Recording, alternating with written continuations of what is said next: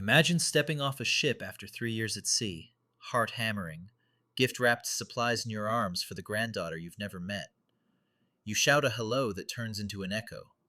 Roanoke, your town, is silent. 117 neighbors? Gone. Cabins? Stripped like a stage after closing night. No blood, no smoke, not even a footprint in the sand. Just a single word burned into a weather gray post. CROATOAN. Tonight we're chasing that word like the last breadcrumb, and we're not stopping until we know where the trail ends. Picture England in 1584. Spain's galleons are stuffed with Aztec gold, and Queen Elizabeth's courtiers are sipping claret while their envy bubbles over.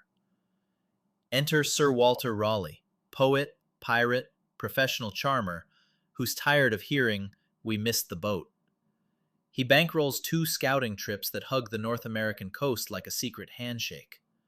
The scouts come home with parakeet feathers, copper pots, and tales of Roanoke Island, an emerald postage stamp ringed by shallow sounds and pirate-proof shoals. Raleigh smells destiny, or maybe just the chance to one-up the Spanish. Either way, the table's set. If you like your history with a side of, wait, did that really happen? Hit subscribe. It keeps the lights on and the shovels sharp. 1585. Raleigh sends out a military party, 600 guys who can swing a sword, a hammer, or a compass. Basically, the Renaissance version of a startup crew. Their mission? Build a fort, befriend the CROATOAN, and maybe barter a few copper pots. 6 months in, the welcome mat is wearing thin. Supplies vanish faster than free pizza, and the CROATOAN are giving the side-eye to every English helmet.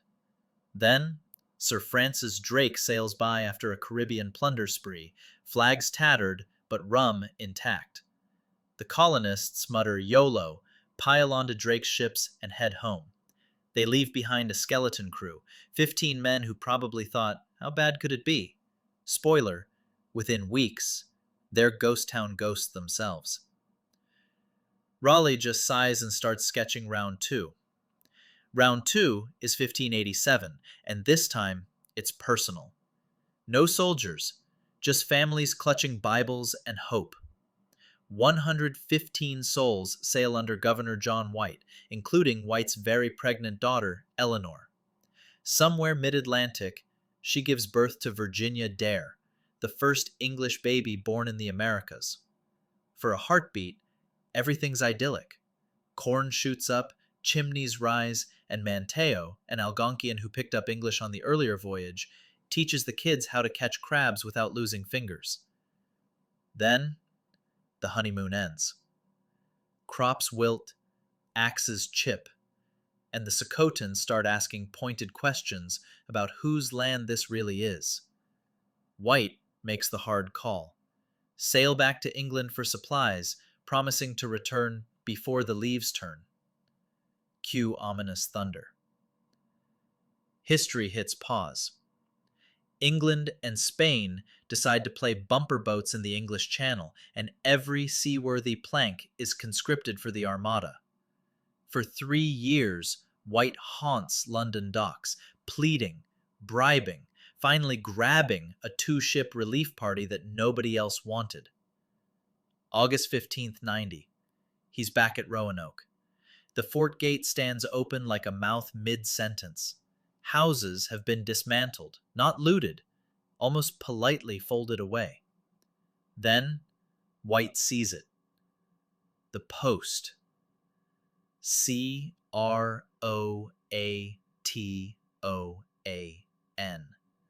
Letters tall and deliberate, carved by someone with time and a steady hand. Nearby, a tree trunk bears a fresh CRO, the bark still oozing sap. No panic, no Maltese cross, just the single word, hanging in the salt air like an unfinished promise. So what's CROATOAN? To the Algonquian, it's both a people and a place, the island we now call Hatteras, 50 miles south. John White sure thought it was an address. We've moved. Forward your mail. He tries to sail there the next morning. Hurricane says otherwise. Rigging snaps. Zoom to present day. Archaeologists with sunburned necks and ground-penetrating radar start combing Hatteras. They find a blacksmith's iron scale fused into oyster shell, pottery with the unmistakable green glaze of the 1580s English kilns, and, most poignant, a gold signet ring engraved with a lion, probably meant for a pinky that never grew up. 50 miles west, at a place locals call Site X, radar picks up post holes in tidy rows.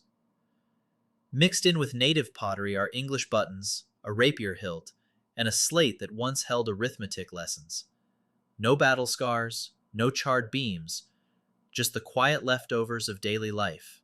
Tools repurposed, beads restrung, accents softened. Children raised on 2 sets of bedtime stories. DNA swabs taken from today's CROATOAN descendants carry faint European markers, the kind that whisper across centuries. We'll never get a certified mail receipt that reads, "The colonists have arrived safely at CROATOAN," but the artifacts, the stories, and that stubborn word carved in weather-gray wood all lean the same way. The colonists didn't vanish. They walked south, traded metal for mullet, learned to read the wind in the reeds, and raised kids who could curse in 2 languages. Their footprints are still out there, half erased by tides, half remembered in Hatteras surnames, waiting for the next curious soul to read the sand. If you like your mysteries served with a side of maybe they were never lost, tap subscribe. We've got plenty more cold cases where the trail's still warm.